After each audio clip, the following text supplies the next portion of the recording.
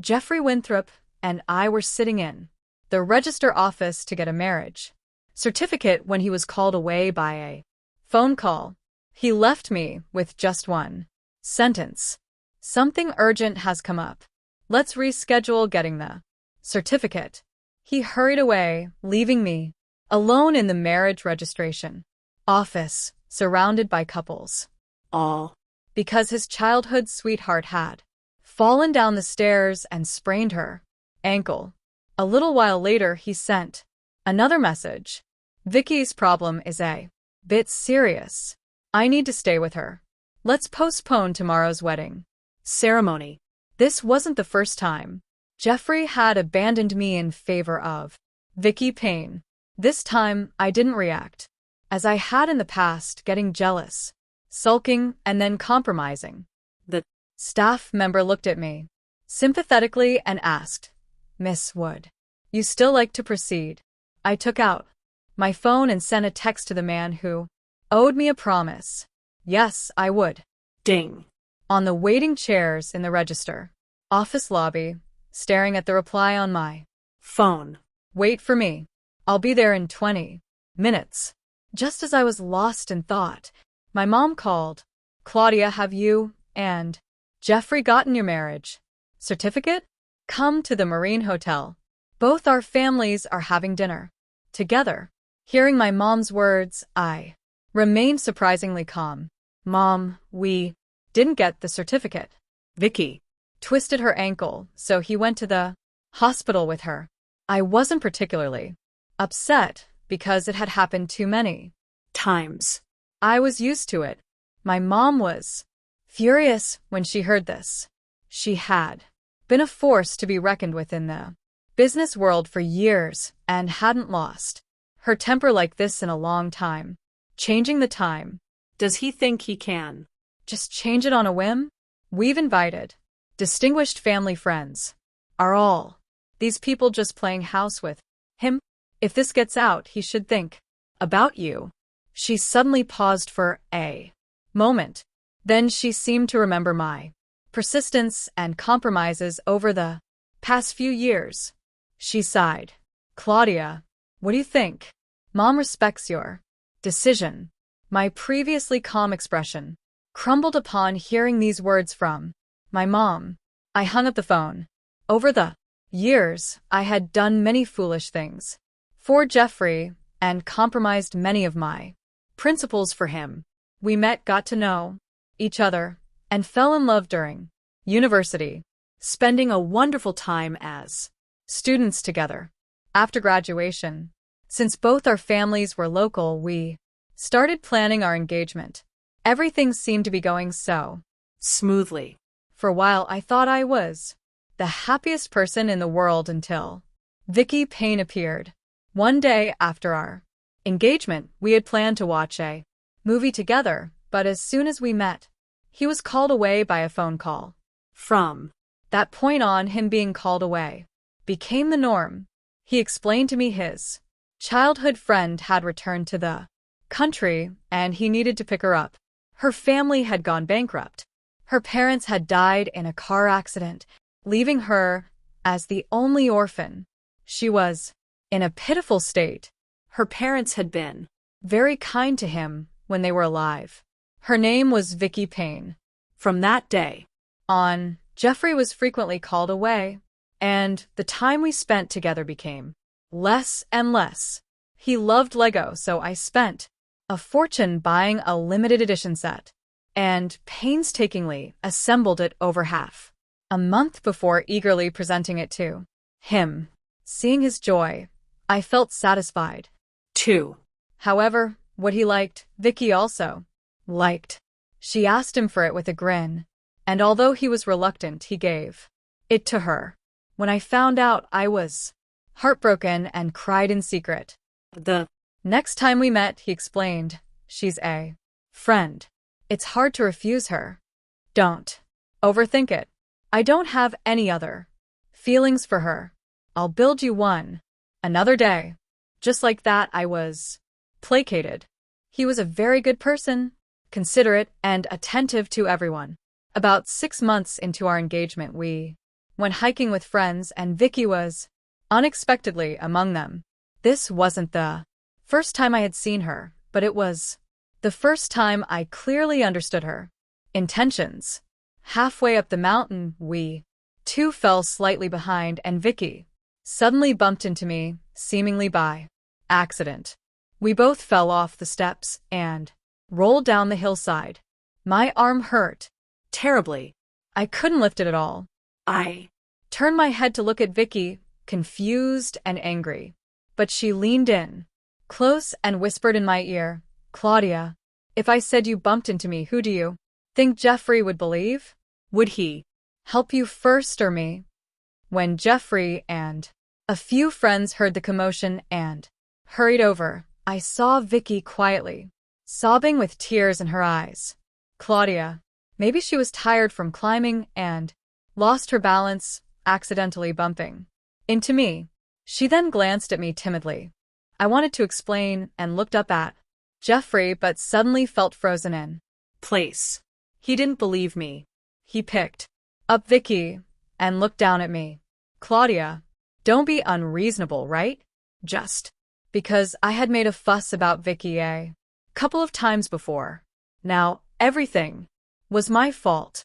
Unreasonable? I never thought this cliché would be used on me." That day I watched him carry Vicky away. Our friends were also a bit at a loss, offering various words of comfort. "Claudia, we believe you're not that kind of person." "That's right. Don't be angry." Jeffrey just saw that Vicky's scrapes were serious. Her hands were covered in blood. I shook my head. "It's fine. You all continue climbing. I'll head down first." One friend was going to accompany me down. I refused. There was no need to spoil everyone else's fun. No one saw that my arm was dislocated, the flesh raw and bloody. I endured the pain and made my way down the mountain. I called 999 myself. While waiting for the ambulance, I lost consciousness from exhaustion. Just before closing my eyes, I heard a slightly panicked voice. "Claudia, Claudia." I lifted my head as the voice from my memory overlapped with the one in my ear, now looking bewildered at the newcomer Stephen Watson. The helmsman of Watson Group, orphaned at a young age, not only protected his parents' business but also took Watson Group to new heights. He was at the pinnacle of their wealthy circle. My acquaintance with him was an accident. When I visited my grandmother's house after graduating from 6th form there, I happened to save his life once and stayed with him while he recovered.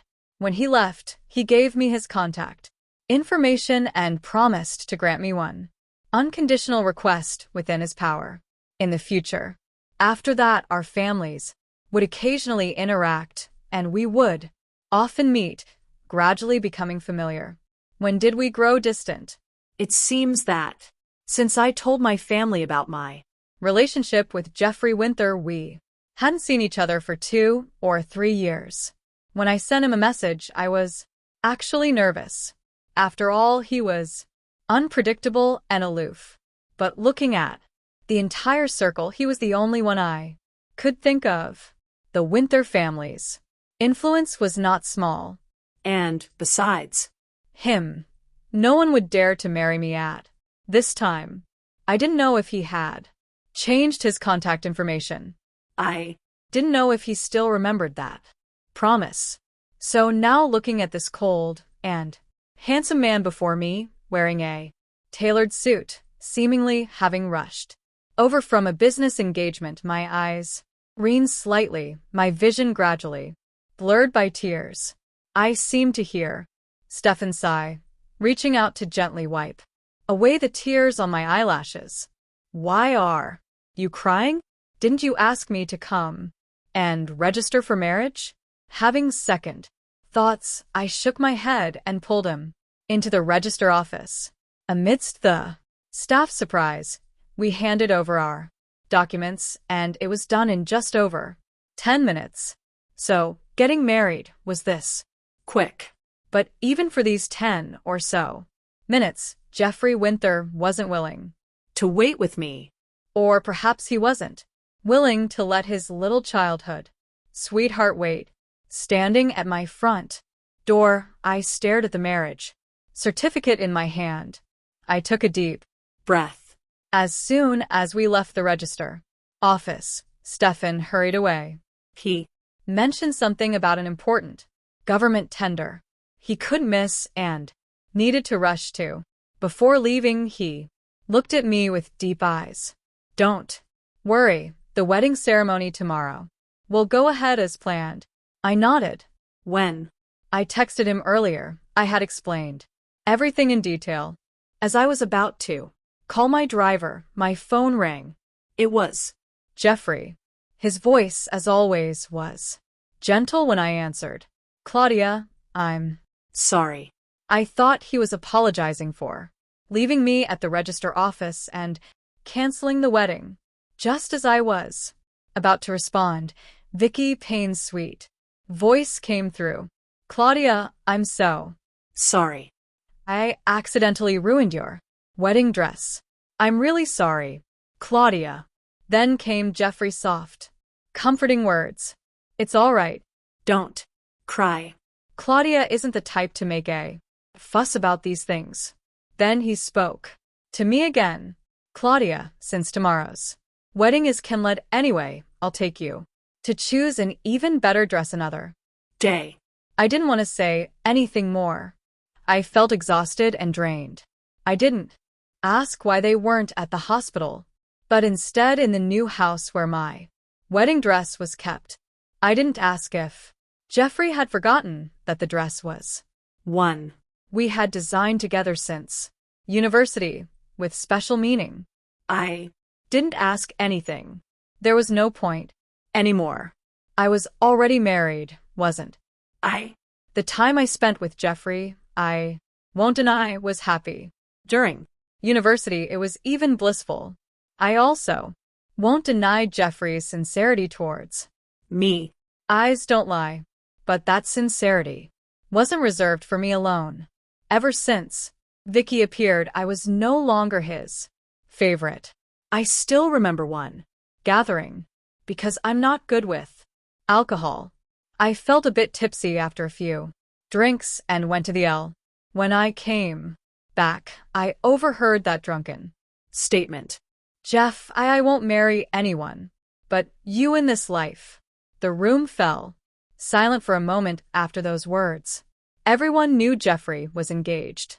A friend tried to change the subject with a joke, but I stood at the doorway, holding my breath, waiting for Jeffrey's response. What I got was a gentle reminder. I'll go get some hangover soup. Vicky is going to have a headache later. Look after her, will you? I can't describe how I felt at that moment. Disappointed. Or something else. It doesn't matter. Now. I grew up pampered, too. And the biggest heartaches and disappointments in my life all came from Jeffrey. I compromised and gave in for so long. Looking back, I must have been obsessed. A love that's not exclusively for me. A love that's not uniquely favoring me. I don't want it anymore. It's fine. If it's ruined, then let's just forget about it. Throw it away. Hearing my calm, emotionless tone, Jeffrey was taken aback. No jealousy, no complaints, no imagined argument. He should have been relieved. But for some reason, a wave of panic surged in Jeffrey's heart. Anything else? I asked, not wanting to continue this pointless conversation. Jeffrey opened his mouth, then fell silent. No, that's all. Just as I was about to hang up, Vicky's voice faintly came through. Jeff, look, is it okay if I pack these clothes for you? I ended the call without expression. Jeffrey hurriedly looked at his phone when he heard the sound, feeling uneasy as he saw the call had ended. He looked up at Vicky with displeasure. I don't need you to pack my clothes. I'll take you there. I'll be back as soon as you're settled.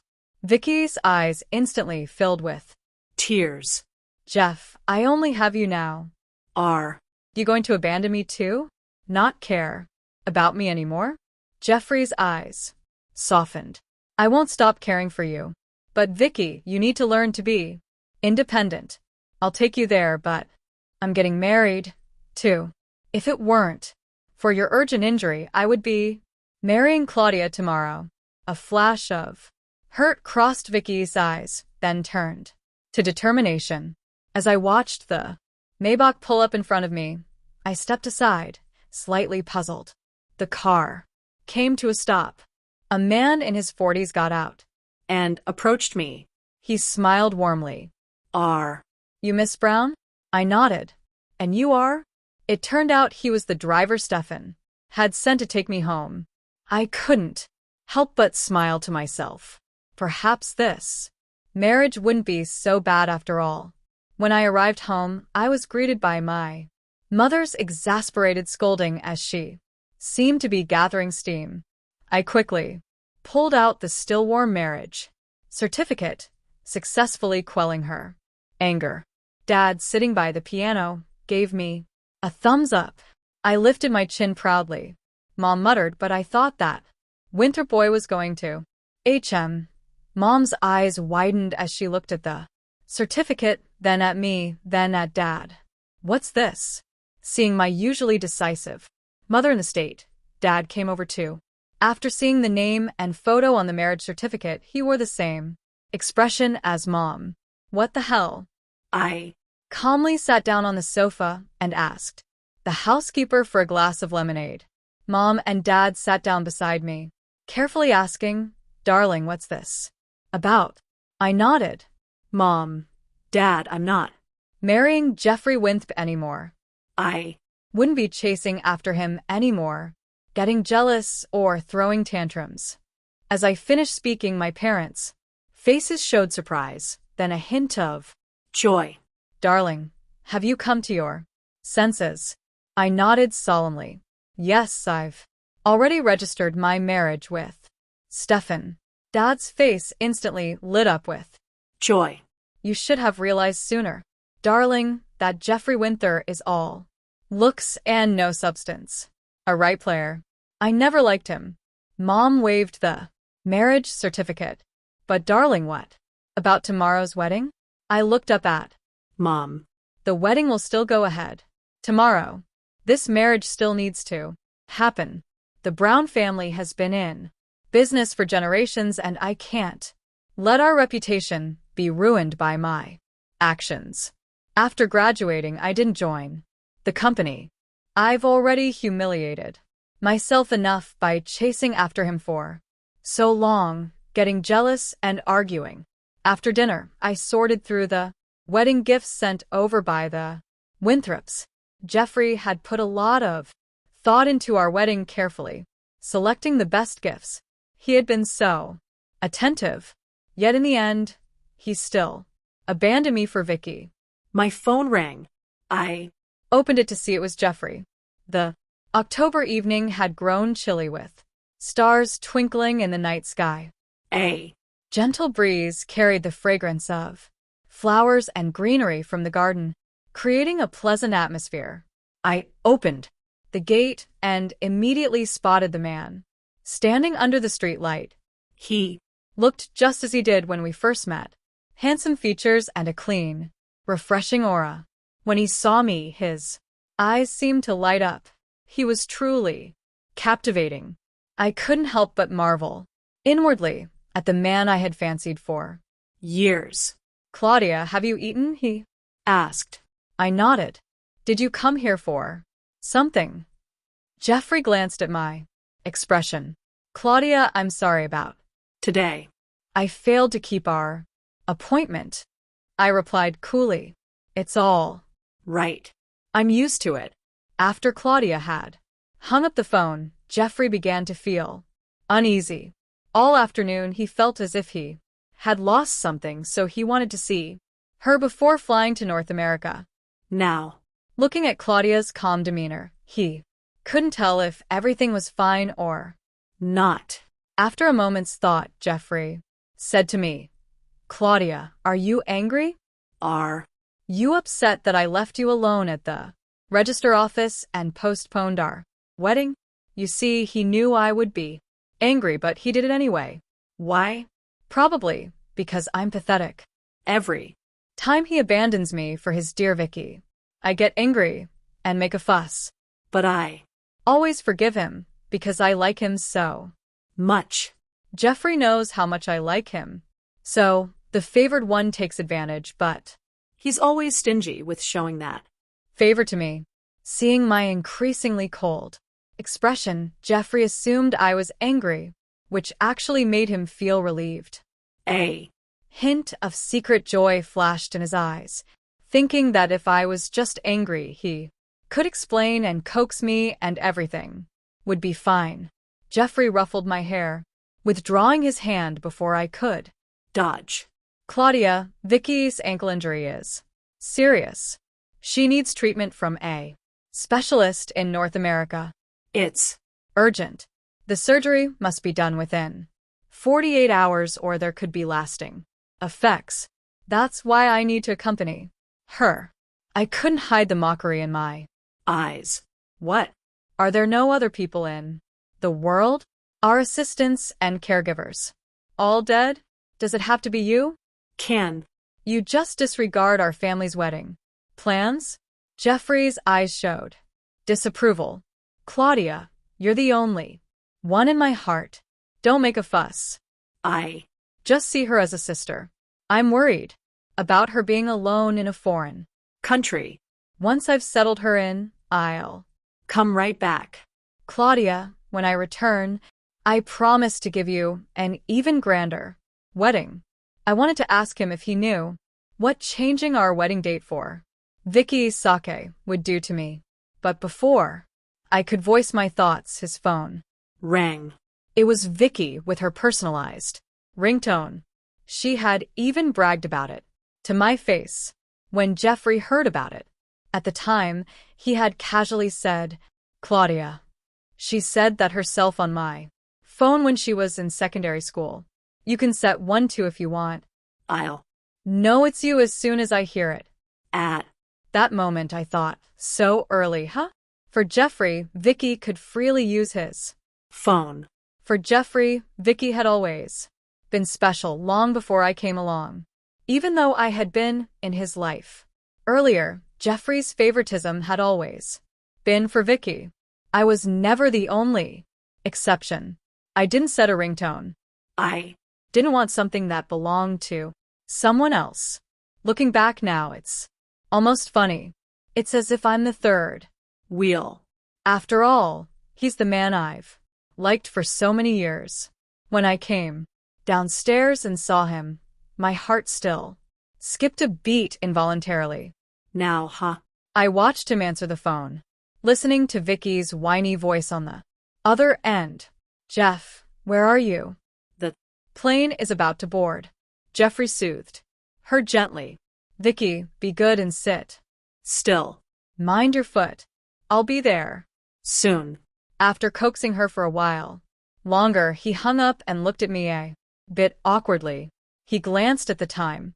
I Have to go, Claudia. There's no time left. I watched his anxious expression and began to speak. Jeffrey, I've already dashed. Beep, beep, beep. the car. Horn interrupted my words, but Jeffrey seemed relieved. He stepped forward and hugged me tightly. Claudia, wait for me. Wait for me to come and marry you later. Then he quickly left. I didn't say anything more. There would be no later. Jeffrey got into the car and looked back at the girl standing alone under the street light. His heart suddenly ached. Then came an endless panic, screaming at him to get out, to hold her, to tell her he wasn't going to North America. As the Figure grew smaller in the distance. Just as he was about to say stop the car, his phone rang. It was Vicky. Jeffrey fell silent. The wedding was about to begin. I gazed at my reflection in the mirror, mesmerized by the elegant white gown and delicate veil adorning my figure. It was quite different from the modern ceremony Jeffrey and I had initially planned. This traditional English wedding was arranged by Stefan. Just last night, yesterday, as I watched Jeffrey walk away without looking back, I felt a momentary pang of sadness, but mostly relief. It was clear that I had never been his unwavering choice. I Decided to let it go. Just as I turned to head home, I spotted a car around the corner, followed by a line of vehicles. Stefan stepped out, leading a group of people carrying various items. I felt a mix of nervousness and confusion, wondering if he had seen Jeffrey and curious about his sudden appearance. "Why are you standing outside?" his deep, magnetic voice inquired. assuming he Hadn't witnessed anything, I smiled and replied, "Just getting some fresh air." "What brings you here?" When Stefan mentioned he was here to deliver the wedding gifts, I was momentarily taken aback. Then I heard my mother's voice. "Stefan's here, darling. Why are you just standing there?" "Bring Stefan inside." Still bewildered, I let him in. sitting On the sofa, I watched Stefan engage in pleasant conversation with my parents, feeling as though I had stepped into some alternate reality. The commotion outside brought me back to the present. It was almost time. as I slowly made my Way to the door, I overheard snippets of gossip. everyone in our circle knows Vicky fancies Jeffrey. This whole situation is clearly her attempt to prevent him from marrying Claudia. I Heard Jeffrey followed Vicky to North America. He got so worried over a minor injury. She must be the apple of his. The Grimm's gone, and they're saying the wedding's postponed. Looks more like they want to call it off. Poor Claudia, dating for years only to be outshone by someone's dramatic return. Claudia Used to be the belle of our circle. So proud and aloof. How the tables have turned. Her reputation's in tatters now. How will she ever find a husband? I Received a call from the Winthrops yesterday saying the wedding was cancelled. But then the Browns rang to say it was still on. Can't make heads or tails of it. are these families about to Feud? Same here. I've kept this day free for ages. might as well see how it Unfolds. Listening to their words, I found myself agreeing. The audience always sees things clearly. As for me, Jeffrey wouldn't care about any of this. He'd never know how humiliating it was for me in our social circle to have our wedding postponed for Vicky's sake. it was time. As I emerged, I came face to face with the gossipers who hadn't realized they were near the bridal. Sweet. Embarrassed, they mumbled, "Congratulations on your wedding." I Smiled and softly replied, "Thank you." I Truly meant it. Thank you for helping me see that I was nothing but a fool in this charade. The guests, unaware of the change in groom, were eager to see how I would handle the situation when Stefan appeared in his groom's attire. The room fell silent in shock before erupting into a cacophony of whispers. His cool, deep voice cut through the noise, silencing the crowd. today the Couple getting married has always been Stefan Watson and Claudia Brown. is that Clear to everyone? The guests hurriedly agreed and congratulatory words fill the air. The ceremony proceeded smoothly. This date, October 20th, was originally chosen by Jeffrey and me. I had thought it would be our happiest day. But Jeffrey, today I got married and you weren't the groom. I glanced at Stefan beside me. He too was a fine match. After the ceremony, I changed into my reception dress. The evening was a whirlwind of activity. my feet ached from All the walking. And though I hadn't drunk much, I felt slightly tipsy. by The end of the reception, Stefan practically had to carry me to our room. Too exhausted to think, I indulged in a relaxing bath before collapsing onto the bed, unable to move.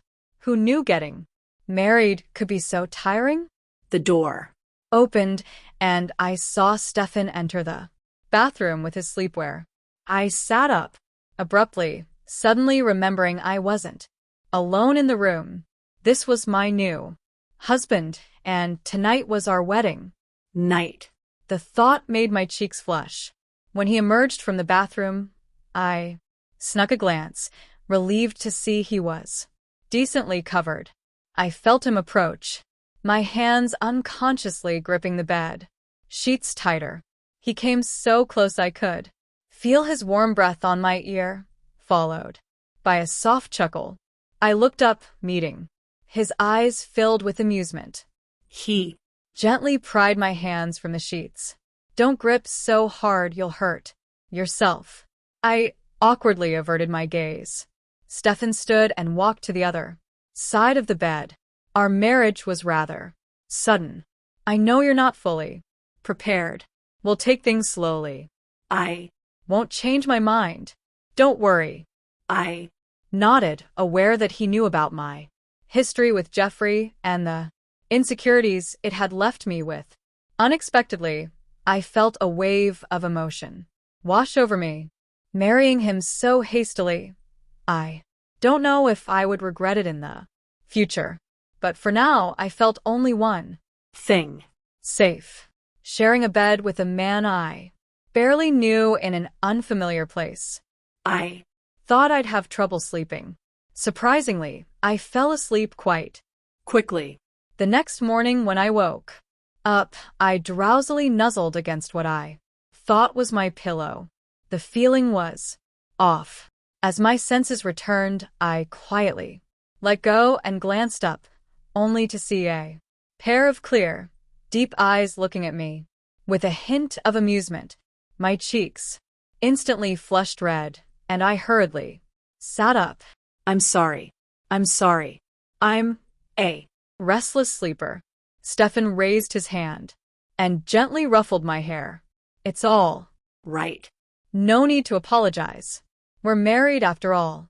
After we finished freshening up, Stefan glanced at me. Shall we go and have a look at our marital home? I didn't think much of it and followed along. As it turned out, I was in for a big surprise. Our marital home was right next door to my parents' house. I was overjoyed, darting around the ground floor, wanting to see every corner. Stefan stood by the sofa, watching me with a smile. I thought I'd be depressed for a long time after letting go of Jeffrey, but in reality, the fondness that had been slowly worn away left me feeling more wistful and relieved once I'd moved on. A week after the wedding, Jeffrey hadn't contacted me once, which was a bit disappointing. He Must be so focused on taking care of his childhood sweetheart. If I hadn't married Stefan, this week would have been unbearable. I dare imagine how vicious the gossip outside would have been. Jeffrey, I won't be waiting for you anymore. However, this slight disappointment didn't affect my mood. I Smiled with acceptance as I watched Stefan walking towards me. I now have someone to cherish, and this is my life. Stefan is very good to me. It's beyond my expectations. In my plan, he should have been neither averse to nor fond of this marriage. Rumor had it he didn't have anyone he liked, which is why I made that promise. But his kindness towards me gives me the illusion that he actually likes me. so looking at the man Working in the study, Stefan H. What is it Did you agree to marry me to fulfill your promise, or I originally wanted to ask if you liked me, but I couldn't bring myself to say it? Better not to embarrass myself. I smiled, self-mockingly. It's nothing. Carry on with your work. Perhaps he's just being nice to me out of respect for his wife. Better not to be presumptuous. I was about to leave when I was pulled into an embrace that smelled of a cool fragrance. I heard a sigh from above my head. Claudia. I thought I had made it clear enough. I was stunned, unsure if it meant what I thought it did, my voice trembling slightly. What do you mean? Stefan lowered his head and looked into my eyes earnestly. Claudia, I like you. I've liked you for a long time since we live close to my parents. Stefan and I Often have dinner at my mom's place. My Dad is not only a skilled pianist but also an excellent cook. He often boasts to me that he first caught my mom's eye with his piano playing, then won her over with his cooking skills, finally capturing the heart of that once proud and aloof Rose. I listen with admiration, stared. Seeing this, Stefan leans in and whispers softly in my ear, if you like, I can cook for you. 2. Noticing my parents' teasing glances, I feel my face flush red to the tips of my ears. Who said I like it? I Protest weakly. Ever since Stefan confessed his feelings that day, we've grown much closer. It was then that I Learned he had fallen for me at first sight, harboring feelings for me for so long. I must admit, I was secretly delighted and even bragged about it to My mom. She just rolled her eyes at me. I've known for ages. After you saved Him, he started visiting our house frequently. At first, your dad and I thought it was out of gratitude. But as His visits increased, we noticed how he looked at you. When he realized we'd caught on, he came clean saying you were still young and just starting university, not ready yet. He'd wait until you were a bit older. Your dad and I were pleased. He's local, and though there's a bit of an age gap, 6 years isn't too bad.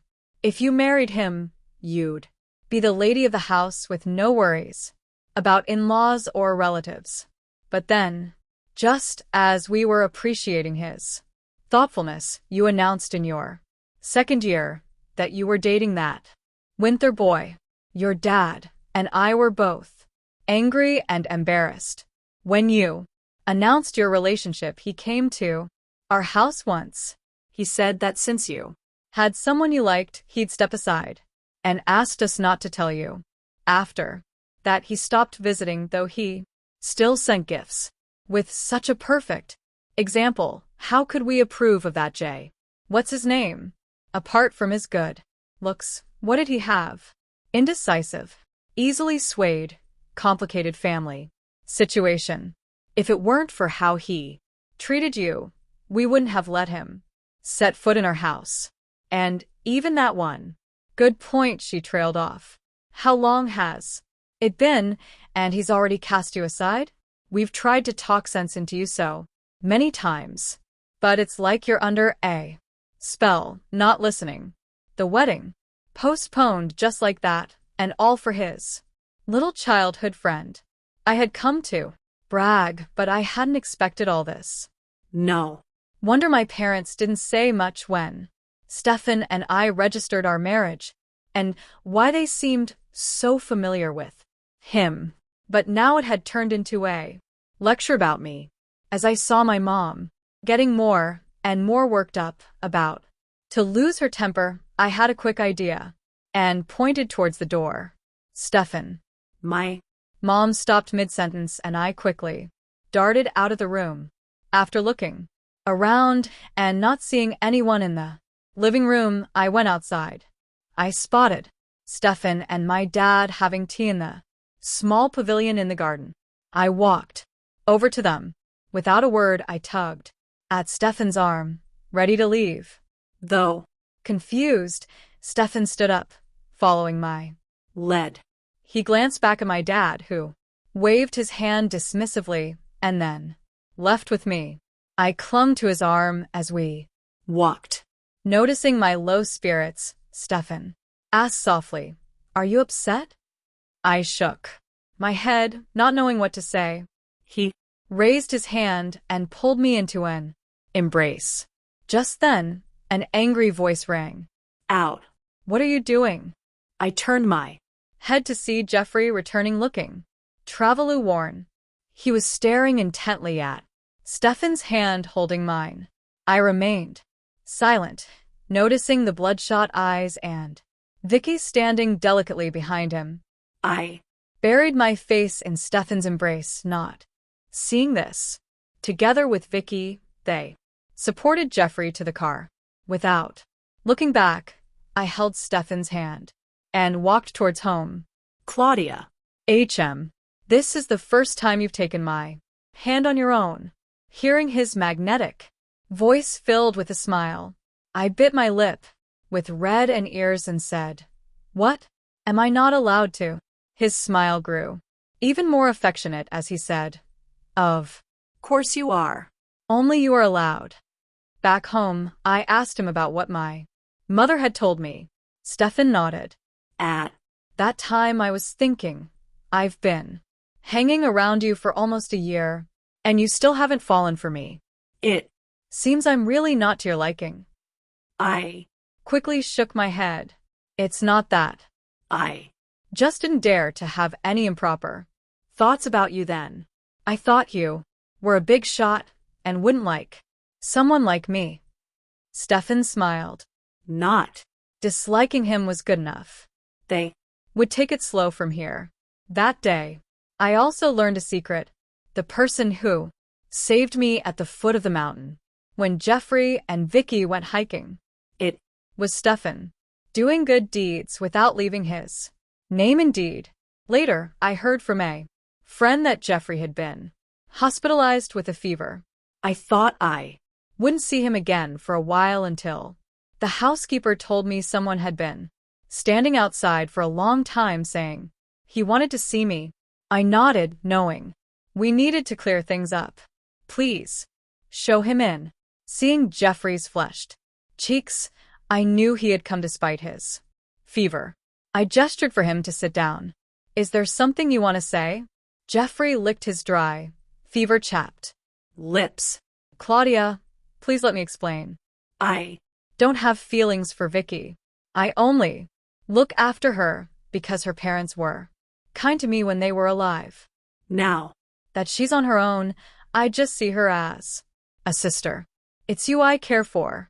It's Always been you. I sighed and poured him a glass of water. Jeffrey, actions speak louder than words. You were the one who called off our engagement. You made me face all the gossip and pointing fingers. You flew to North America with Vicky when you saw Vicky and me arguing. You scolded me without knowing the facts and made me apologize. You left me behind when we went hiking because you didn't believe me about Vicky. and now. You come here so openly. Have you Considered my position? If Stefan were less understanding, you could make my life very difficult. Do you realize that? Jeffrey stiffened. I'm sorry. I just wanted to see you. Then he spoke again. He's not good for You Why don't you get a divorce? Yes. Divorce him and marry me instead. We can be together again, Claudia. I thought. Jeffrey's fever must have addled his brain. What are you thinking? I'm very happy now.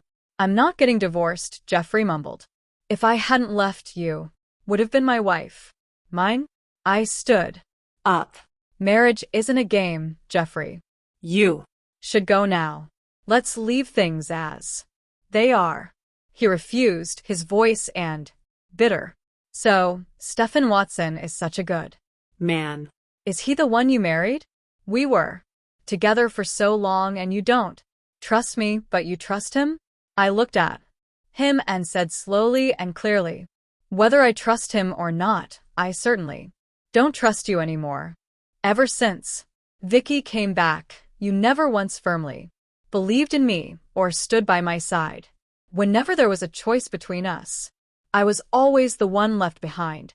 From Clothes, bags, and jewelry to your time, your promises, even the wedding dress and ceremony we designed together, and finally you yourself. Though it was all in the past, I still felt the hurt and My eyes welled up. Do you know how many times you've ignored me and left me behind? I've even gotten used to it. So, Jeffrey, just go. Go find Vicky or anyone else. Just don't come looking for me again.